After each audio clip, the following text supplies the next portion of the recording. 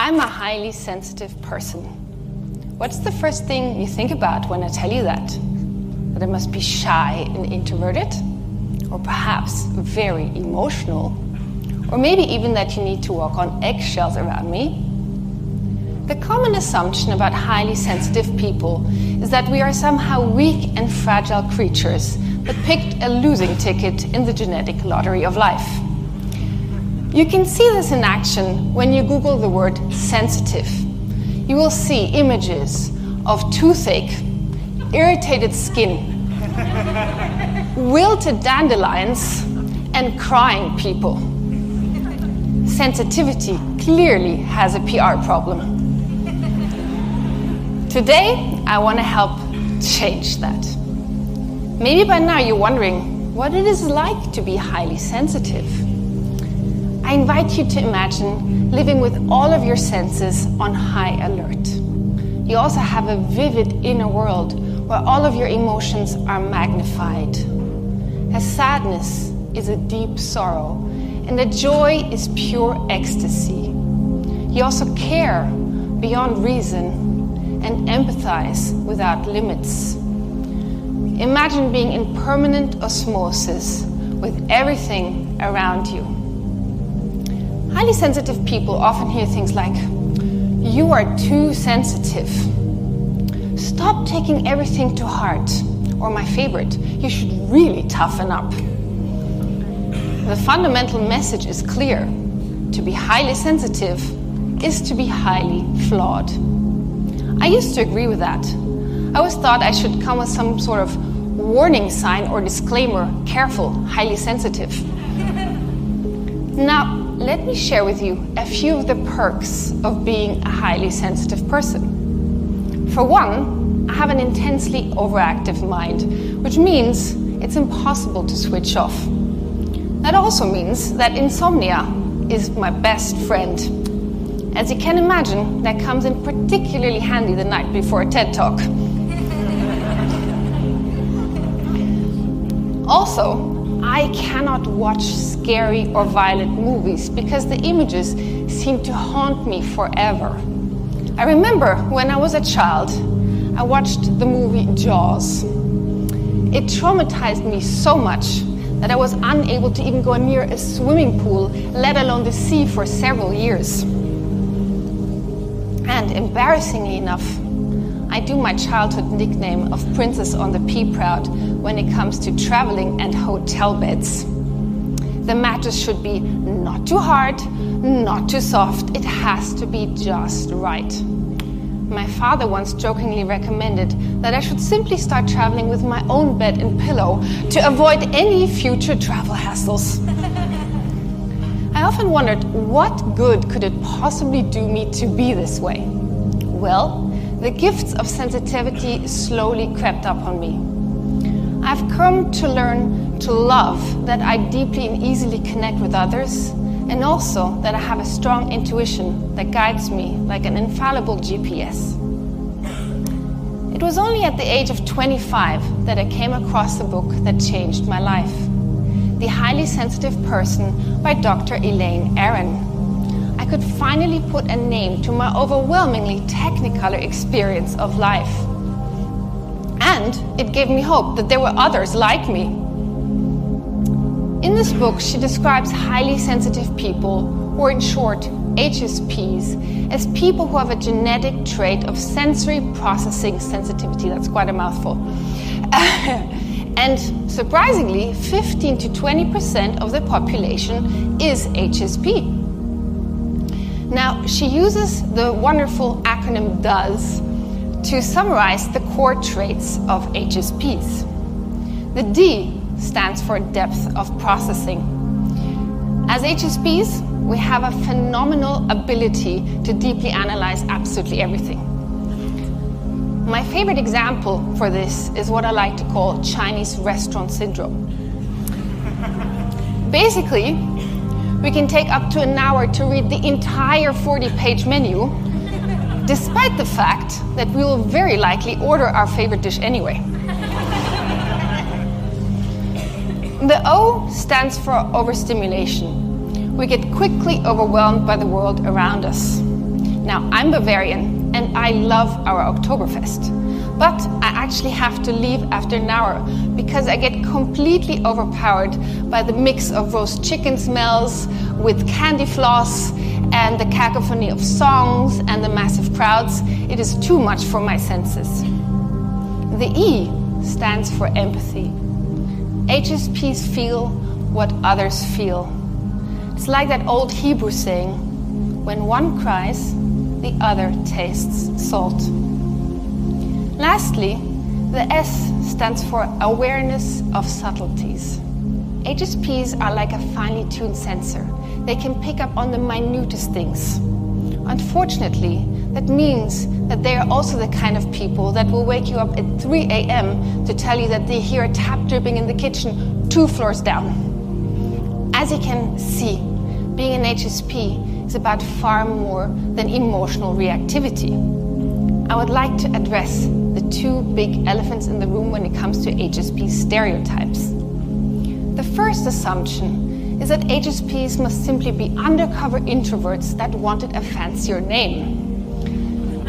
The fact of the matter is, 30% of HSPs are actually extroverts, which means we cannot park them in the convenient quiet wallflower category. HSPs come in many shades of pastel. Secondly, because of the supposed femininity of HSP traits, many assume that HSPs are women. It may come as a surprise that 50% of HSPs are in fact men. In our society, men are not supposed to be sensitive, but aggressive and competitive. Sadly, the notion that men can be both sensitive and strong is still too much of an alien concept. Now, it is a good time to tell you that I don't think HSPs are better or worse than anyone else. They are simply different. I would also like to point out, despite the rumors, that they are not members of the special Snowflake Society. And also, HSPs don't have a secret handshake to identify each other either. HSPs are like everyone else, except that they experience the world in a more vivid way. And if you think that all HSPs are alike, that's not true. No 2 HSPs are the same. Every HSP has their own unique sensitive fingerprint, alongside other identity markers like gender, ethnicity, and cultural and personal background. I would also like to point out that being an HSP is not an illness, and it is also not a choice. It is a genetic trait. We are essentially born to be mild. Every time you tell an HSP they are too sensitive, it is like telling someone with blue eyes that their eyes are too blue. Chances are, no matter how often you tell them, you will still have those same blue eyes looking back at you. As a society, we have come to think of sensitivity as a flaw, an unfortunate emotional Achilles heel that tempers our ability to become ever more optimized, detached, and robotic. We all too readily belittle the idealists, the dreamers, and the creators. This was, however, not always the case. In previous centuries, philanthropists, philosophers, poets, artists, and painters were all venerated for their sensitive contribution to society. Who would we be without Leonardo da Vinci, or without a Mozart, or without Anais Nin, or Balzac, or Mother Teresa, or Gandhi? Our world would most certainly be a shade darker. Now, I'm not suggesting that all HSPs are geniuses that shape the world, but most HSPs have a genuine urge to create connection and meaning. Because they feel every pain they see, they want to elevate the forgotten and save the misfortunate. When HSPs try to hide their sensitivity to fit in, we all lose For would a society not be poorer that lacks the beating heart of sensitive creation, that discredits imagination, intuition, and empathy? I believe so. That is why I think we need to urgently start to accept and appreciate sensitivity for the temperature-regulating effect it has on an often hot-headed world. I believe we're all sensitive to different degrees and in different ways. HSPs are simply at the far end of the spectrum. That is why how we think and talk about sensitivity concerns all of us. We need to come together as a society to rewrite the negative cultural narrative about sensitivity and turn it into a positive one. We need to erase the notion that sensitivity is a weakness to finally benefit from its many strengths. By doing so, we create an environment where everybody is safe to express their softer side, not just HSPs. How can we go about creating more positive awareness and acceptance for sensitivity? On a public level, I believe the two most urgent changes need to happen in schools and in the workplace. In schools, we need to better train our teachers to recognize and understand sensitive children. And for parents and teachers alike, the often well-meant desire to toughen them up to survive in the big mean world out there needs to stop. We should not try to force sheep into wolves' clothing. On a corporate level, the system is set up to favor those with steel elbows. Because sensitive people typically are more soft-spoken and cooperative instead of competitive, they often get left behind on the corporate ladder. To change this, we need to create an environment where all personality types can flourish and not just a select few. That is why I believe for corporations it is in their own best interest to invite sensitive people to the table, because without sensitives they risk lacking innovation, integrity, and ultimately humanity.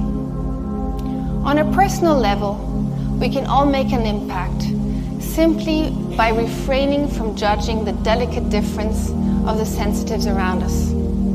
The next time you feel like telling someone, "You're too sensitive," I would ask you to stop and pause. Fill that pause with understanding. You will see that this simple act of acceptance will uplift both of you. To my fellow HSPs, I say take heart and be unashamedly yourself. Stop trying to toughen up. Stop hiding. You're beautiful as you are. Don't feel weird, because it's not you who can be considered wrong, but rather a world in which corruption, violence, and greed are the norm. As Krishnamurti said, it is no measure of health to be well-adjusted to a profoundly sick society. When I was a little girl, I loved chasing butterflies in our garden, and I admired their fragile beauty. I felt a deep urge to protect them, so I decided to trap them in little mason jars filled with grass and flowers to keep them safe with me in my room. I quickly understood butterflies do not like captivity. This made me understand they did not need to be rescued. Their colorful contribution to their natural ecosystem was exactly as it should be.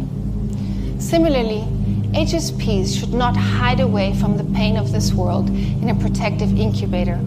It is their role to step up and share their sensitive gifts with all of us. I believe, as humans, we are all united by our experience of sensitivity and empathy. Also, I don't believe you need to be an HSP to care and to make a difference. We are facing grave political, cultural, and environmental problems today. Now, more than ever, we need the contribution of sensitive minds and hearts pave a path for the troubled times ahead. The more we all allow ourselves to connect to our innate sensitive gifts, the more we can heal ourselves and the planet we live on. Inspired by John Lennon, who perhaps wrote the biggest sensitivity anthem of all times with Imagine, let me close by saying, please, don't tell me I'm a dreamer, for I know I'm not the only sensitive one. I have faith that you will join hands with me to make this world a gentler one.